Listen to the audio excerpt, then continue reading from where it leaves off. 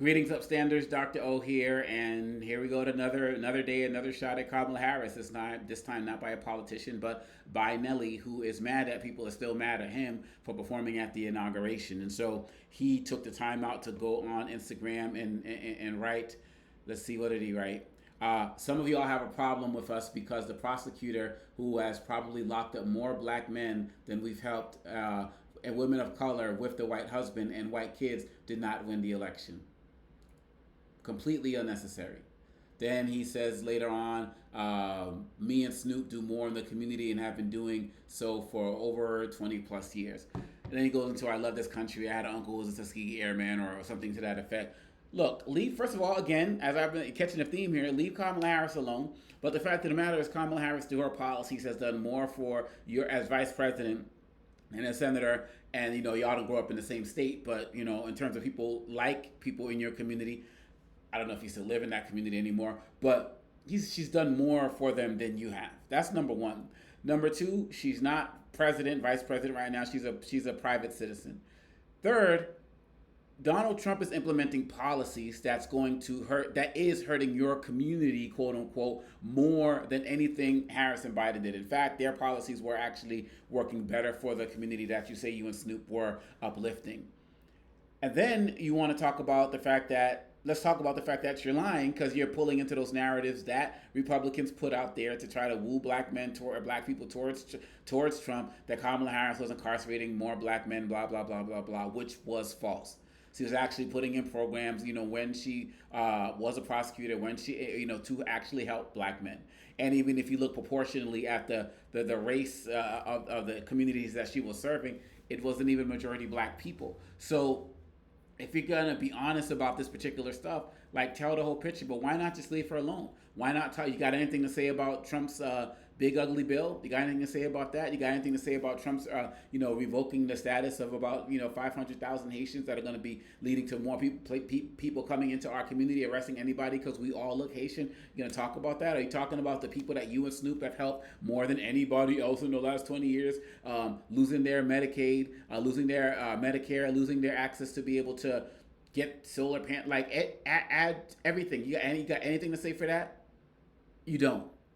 But I got also news for you, Nelly. You probably might be surprised by this, but at the end of the day, what you've done with your music actually hurts those kids in your community more than anybody else.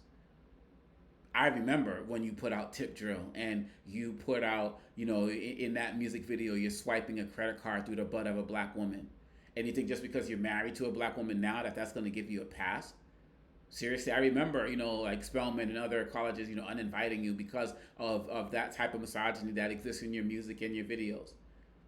Any, recognition of that? Your music is going to live on 20, 30, 40 years more than any community program that you have.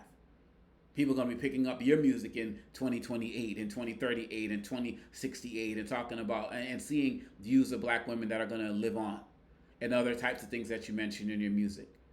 So you may have helped a little league here, a community center here and there. Like, all of that stuff is good. No one's gonna diss that type of stuff. But your lyrics hurts our community and more than anything that Vice President Harris could have done. And then lastly, I'm starting to see that many people are going down this path of having these racial marriage litmus tests, saying, well, I'm married to a black woman, this person married a white guy, and so on and so forth. And there's a very long history in this country of black people who have been married to white people and still done incredible things for our community. You can run down the list from billionaires to actors to activists and so on and so forth. And there have been many black people who have been in black marriages and have completely been detrimental to our community. So my hope is that some of y'all ain't gonna go out there and get caught up in these, racial purity tests, these marriage purity tests, because it's just nonsense. It's just nonsense. And if y'all want to go down that path, then quite honestly, as a country, we deserve what we get.